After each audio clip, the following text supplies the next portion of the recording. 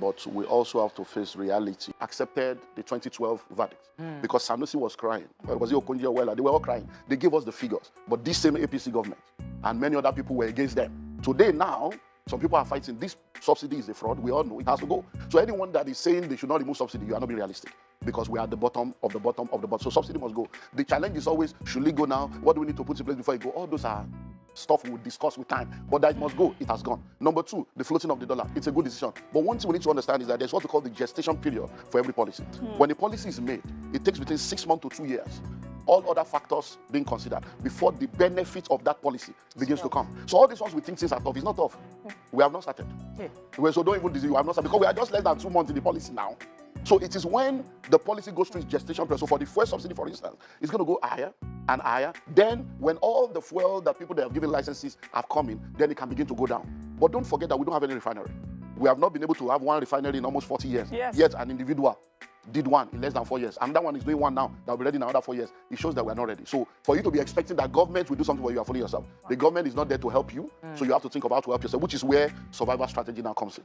So my own advice for individual is to understand that the principles that makes for surviving and thriving in any economy has never changed. There's nothing you're going through today that people have never gone through before. They survived it. If we survive lockdown, we'll survive this one. We just need to face reality. And the reality is twofold. Increase your income or reduce your expenditure.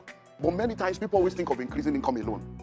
Reducing your expenditure is a major aspect of surviving any economy, because the income will not necessarily increase if you don't have value that you're offering that will demand money to flow to you. So if you are earning salary will not increase. They will even most likely sack you. Because if I'm to advise an entrepreneur right now, entrepreneurs should be making the tough decisions. Tough decisions include letting go of people that you can survive without. Letting go of people so that you can be able to have a lean operation and then be able to survive as a business. So that means you that think that things are tough, that the salary is small, you most likely won't lose that small salary, because entrepreneurs will have to make the tough decision. So number one is reducing your expenditure. And I want to deal with the major aspect of life. And please listen to me objectively if you want solution. Everyone needs to understand that majority of what we are spending money on, you don't need to spend money on them. You are spending money on them because somebody has programmed you to think that way. And until we go back and face that, we're going to remain. So let's go to the major things: food, clothing, shelter, academics. Those are the things that take money. So let's break it down. Number one, food. You see 3 square meters. Is 3 a square or a triangle? Who told you you must eat 3 times a day? That's part of the setup. So we have all been breakfast, lunch, and dinner. Where? Who told you that? Who defined it such? So even when you are not hungry, you are asking for food. You ask yourself, hey, where's my lunch? Are you hungry? Hey, but I'm not eating lunch. Must you eat lunch? So everybody must go sit down as a family and say, okay, in this family, from today, 011, 101, 001, whatever, you must reduce your food, because you eat to live. You don't live to eat.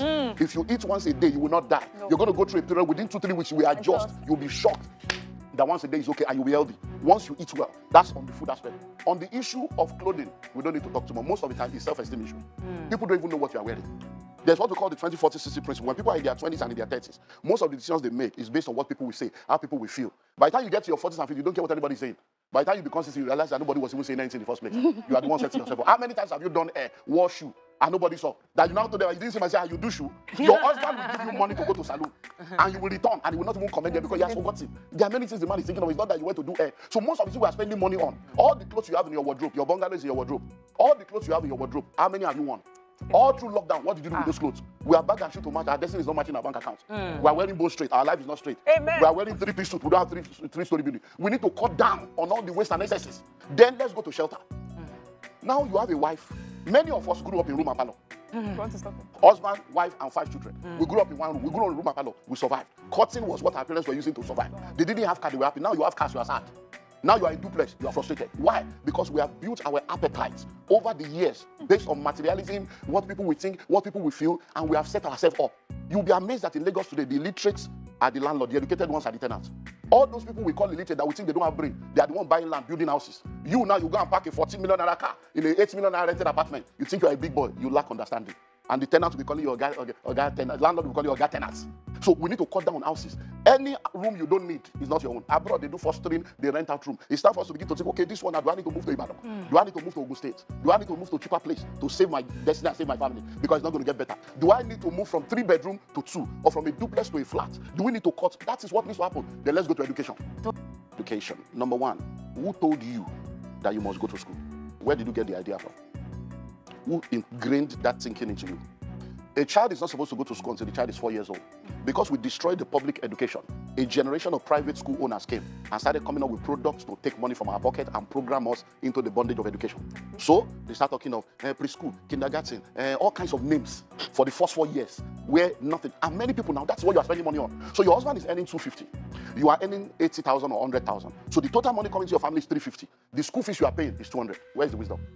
Can't somebody stay at home and say, look, you know what? For the first 4 years of my child's life, I'm going to stay. I'm going to homeschool this child. My husband, you'll be working. I will stay at home. Many women that are working today, they are not supposed to be working. It has nothing to do with family. It's about my family. What's our family value? This is the formative stage of this student. Stay at home because what you are going to earn is not even anything. You are going to earn 100. So if you are earning something big, they might say, okay, honey, maybe you, the man will be the one to stay at home. Because we see this happening all over. So we should diffuse ourselves. You say that again, sir. Because your voice was very loud when you were saying the women can stay at home. No. If the woman is earning more, the man should stay at home. It's happening everywhere. It's for your family. The man will not stay at home. You homeschool these people. Because one of the things that has affected us is because we have this mindset of full-time housewife. There's nothing like that anymore in the 21st century. Because everybody, full-time housewife. Because everybody can work from home now. So from home, you can be a millionaire, a billionaire from your home. There are many things you can do from home. So there's nothing like, I don't want to be a full-time housewife. You can be a stay-at-home mom and run things from home and take care of the formative stage of your children. When it's now time for them to go to school, the most important education is primary and secondary. Case closed. Anything after secondary school, you are fooling yourself. Majority of the university today, they are all just wasting their life away. Because many of the courses you are studying is useless. The world is changing. The day you enter school, by the time you graduate in 5 years' time, everything you have learned is useless. Over 80% of what you learn in university is useless in the real world. So what are we killing ourselves in university? You don't know any trade, you don't have anything. After you finish 22 years in school, the first letter you write is I beg to apply. So the educational system was programmed to make you a beggar. So that you can be begging for job because we have people graduating, they can't create job, they are seeking for job. Once you have finished primary school and you have discovered purpose, from primary school, you can also say, I'm going to catering school 3 years or 2 years. I'm going to tailoring school 2 years. You now go and study to develop the skill that you have discovered. And you can become a chef from that point. At 13. Because the courses of the future, most of the courses people are studying now, they are trying to solve yesterday's problem. The courses that will solve tomorrow's problem does not require 4 years. Why? Because certification is almost every 6 months. New things are coming out. So you need between 6 months to 18, 2 years max to be focused on the basics of any skill or career, and then you continue to grow in that career. What about computer programming? In fact, that's the simplest one. In 6 weeks, you can start making money. Online. In 6 weeks. You don't need to go to Scrum spend 4 master, years. Cyber security, all manner of stuff going on. You can sit in your house and you'll be making millions in dollars legally. There are schools in this Lagos that will teach you that free of charge. They will house you, they will feed you, they will teach you free, they will still give you a job. And then you will pay back when you get a job over a period of time. School will free in this Lagos. People are not looking for that. They want to go and do 4 years, and then 4 years that will become 6 years because it's the programming.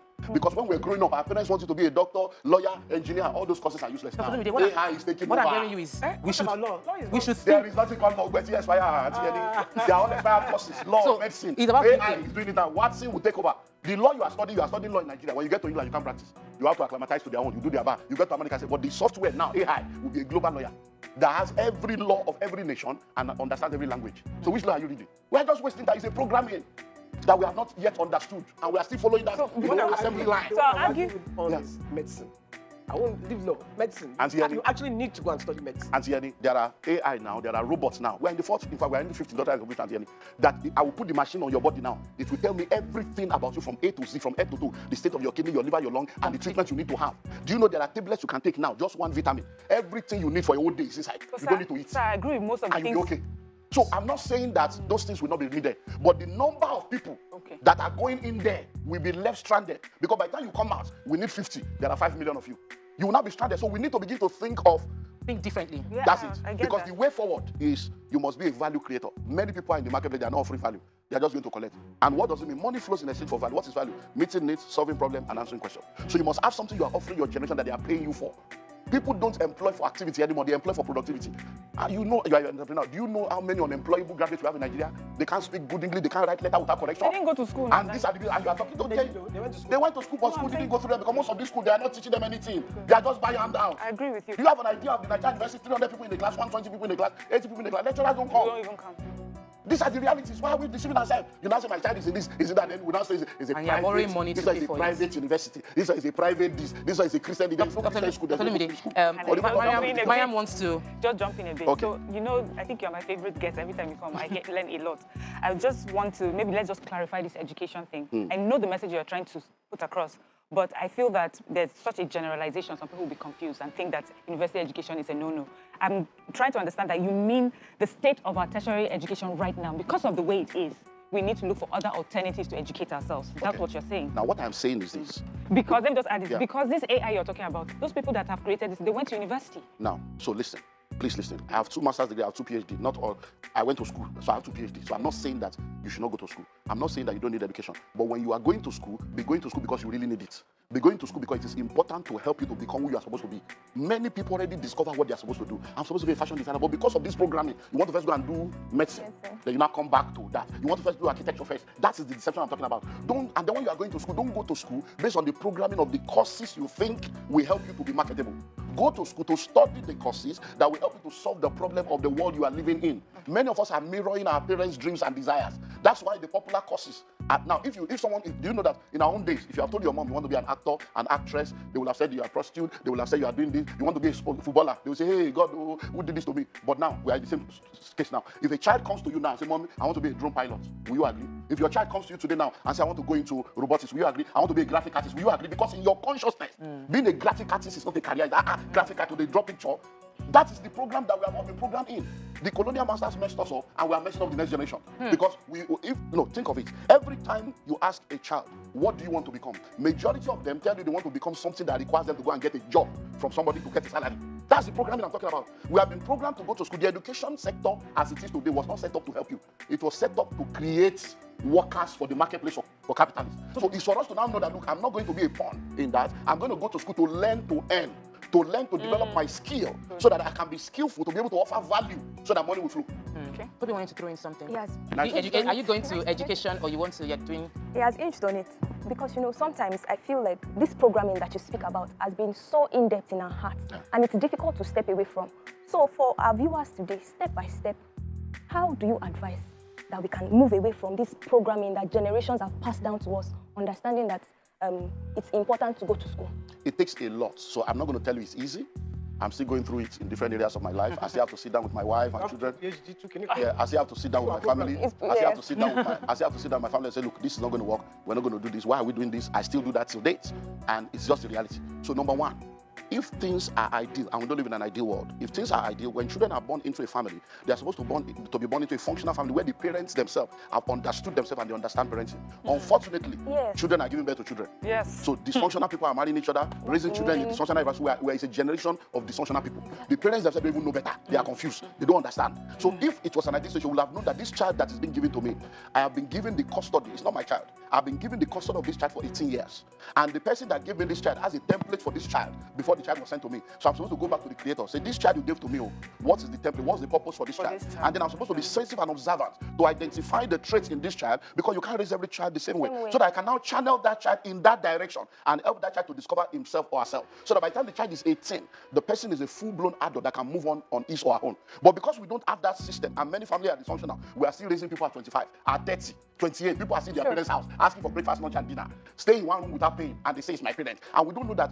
When you look at the Western world, by 18, they send you out. Because anything you start paying anything after 18 is a report card. You have only 18 years. 16. Yeah. But because we don't have that, at 23 we are still following them to interview. At 25 we are still trying to, and that is why we are raising children. Look at marriages today. A lot of men are children. A lot of women are children. It's because they have been mummified all their life.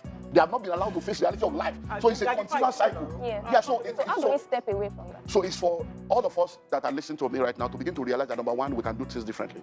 Go back, identify the things you are doing wrong, identify the areas of deficiency, and come together as a family to make a commitment to say this and this and these are things that will begin to change. E.g., food. In my family now, for many years, 3 square meal has never been part of. My son, even my 10-year plus, the last baby of the house, cannot come and say that, where's my lunch? He can't say that.